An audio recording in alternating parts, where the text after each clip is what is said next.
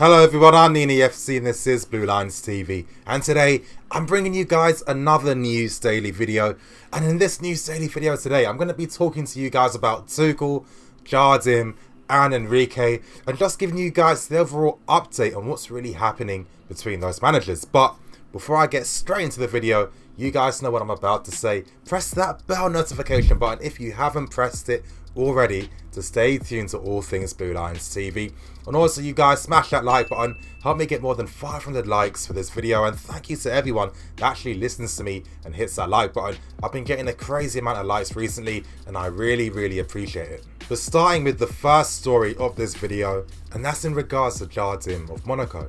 Now, if you guys do remember the video I released 2 weeks ago in regards to the exclusive information surrounding managerial targets and appointments, you would have heard the news I brought about Jardim.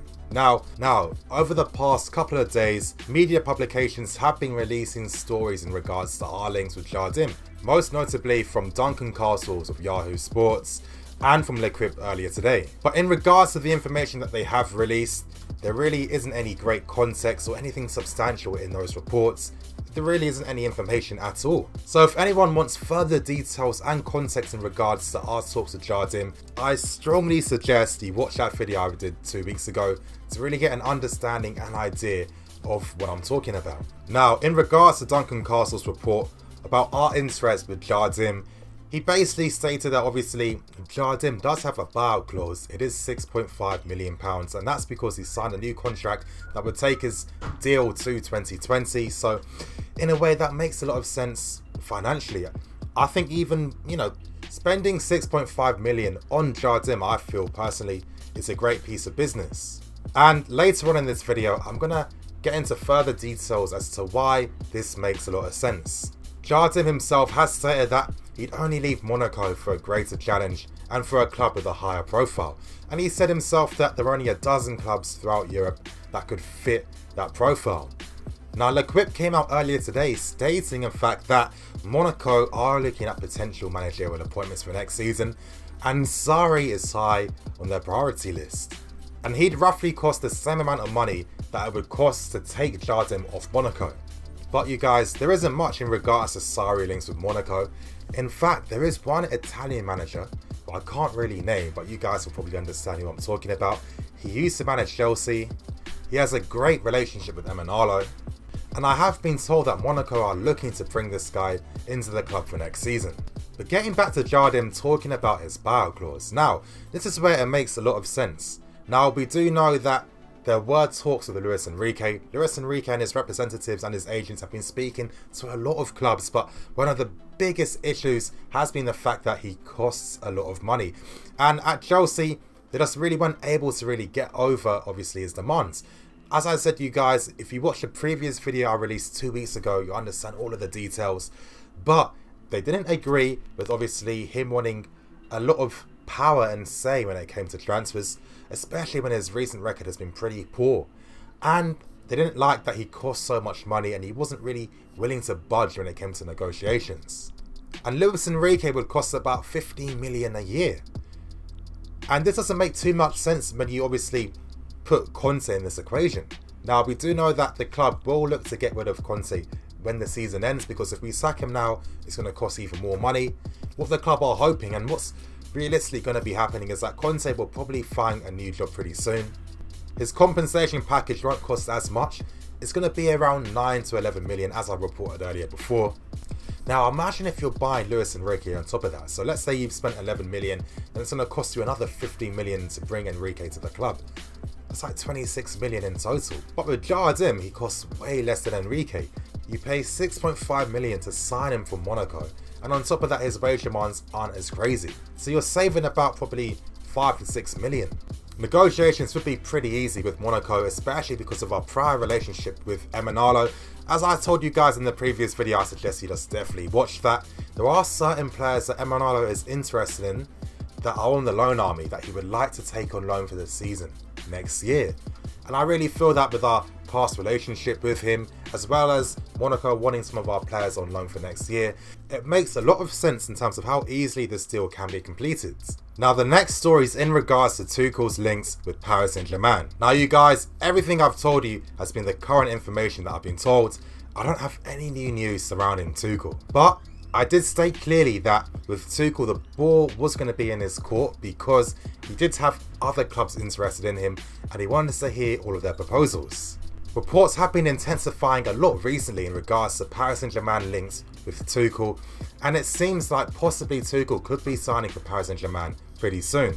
It's been reported today that the Emir of Qatar himself has personally asked for the signing of Tuchel. And this spells bad news for Antonio Conte. Now Paris Saint-Germain's chairman El Khelafi actually wanted to bring Antonio Conte to the club, but at the same time other targets he did like were Luis Enrique and Simeone. PSG's sporting director Antero Henrique was looking at bringing in Jardim of Monaco or Francesca of Shakhtar Donetsk himself, but reports are stating that their opinions have been overruled because the Emir of Qatar wants Thomas Tuchel. Now the reasons as to why they want Tuchel is down to the fact that they feel like he's a better version of Unai Emery, and that's in terms of his footballing beliefs, his style, how he gets the best out of a team, etc, etc. But it's been reported that it's a massive risk on Paris Saint-Germain's part because he doesn't have any European experience that much, and with Paris Saint-Germain their next target is to win the Champions League. That's all they're doing. All their previous managerial appointments have had successes in European Cups. Unai Emery, for example, was another one, had great success with Sevilla in the UEFA Cup, but they haven't been able to translate that into, really taking Paris Saint-Germain close to actually winning the Champions League. I really think with this story though, it looks like it's 50-50 between us and Paris Saint-Germain. Now, this is the part of the video where I give my thoughts and opinions on both of these stories. Starting with Jardim, like I said to you guys, when people kept asking me whether I prefer Tuchel or Jardim, I said I don't really mind out of either of the two. The reason why I stated that was the fact that obviously I'm thinking next season with Chelsea's new emphasis on trying to create a style, have a philosophy, play an exciting brand of football, I was happy with either managerial appointment. When it comes to Jardim, this makes a lot of sense though. Of course, with this system, he plays a 4-4-2. In a way, it is a bit counter-attacking, but in terms of how he gets his teams to counter-attack, they really flood men forward. They really utilise his flanks and his spaces, as well as creating a lot of overloads on the attack, and it's a very exciting style. With Jardim's teams, you get a lot of goals, as we've seen with Falcao. He's been completely rejuvenated. Guys like Mbappe.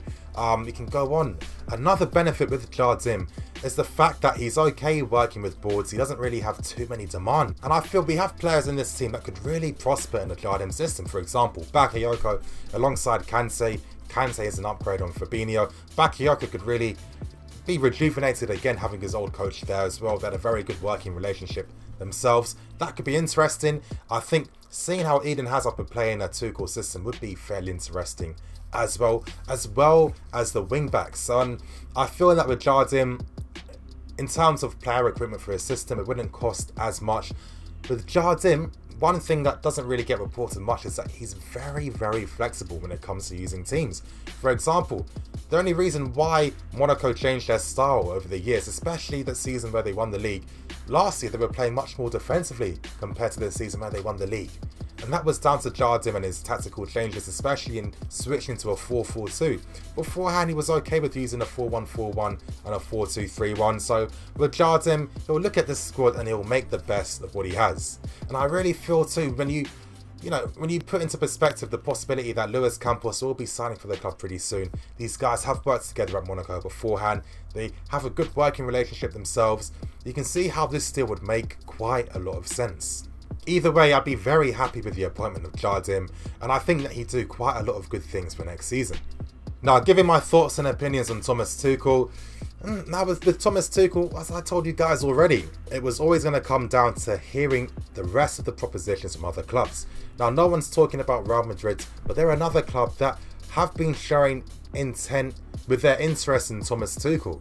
I mean, is it really a surprise? This guy is available on a free. He's not going to cost clubs any money whatsoever. Plus, he's in the Pep Guardiola mold as well. Now, one thing that seems to have possibly hampered our chances with Tuchel is the fact that we might not have any Champions League football for next season. But at the same time, I do keep getting conflicting reports in regards to maybe it not being such a big deal if we're not in the Champions League for next year, and obviously it being a massive deal if we don't make it into the Champions League for next year too.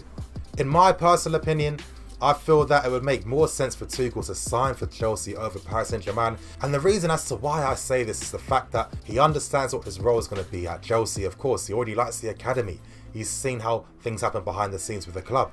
The club have told him that they want a new style and a philosophy, and I think that gives him a lot of saying power and pulling power in that regards, because he can really mould a top club in his very own image. With Paris Saint-Germain, the fact that they see him as a risk because he doesn't have any European experience, it really tells me that they won't necessarily value what he does behind the scenes with the club.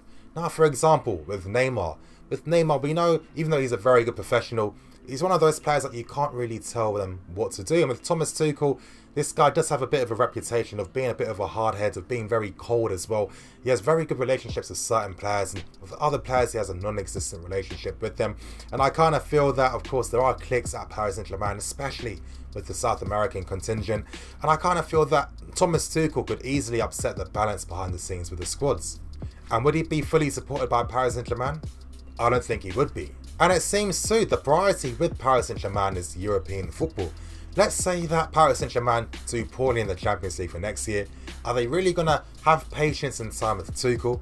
I don't think they will. I feel that if Tuchel was to pick Chelsea, you know, he's able to really instill and really start that whole process of obviously turning and moulding a massive club in his very own image, letting them embrace his identity and his style. Of course, look what Guardiola's done at Man City. I think Tuchel would be much more excited with that prospect of moulding the club in his own image like that. But anyway, you guys, thank you for watching today's video. Please like, comment and subscribe. There is going to be a Q&A live stream tonight at 11 PM UK time, so I'll see you guys there. Hit that like button, help me get more than 500 likes with this video, and press the bell notification button if you're a new subscriber, because otherwise you won't get any new notifications for new releases. Thank you guys for watching. I'm the EFC, this is CWANless TV. Signing out.